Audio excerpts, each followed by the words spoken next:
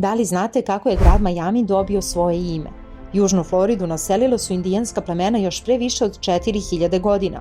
Do dolaska španskih istraživača predvođenih Ponce de Leonom 1513. godine, ova plemena već su razvila naprednu i bogatu kulturu. Glavno pleme u oblasti današnjeg okruga Miami-Dade bilo je Calusa.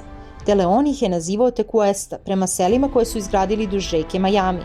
Upravo od te reke iz jezika plemena Calusa potiče naziv Majami, od reči koja znači velika voda. Selo na severnoj obali reke u kome su živeli Tequesta indijanci kasnije je postalo temelj za grad koji danas poznajemo kao Majami.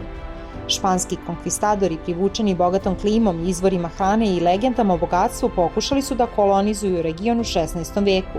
Ipak naišli su na snažan otpor plemena Calusa.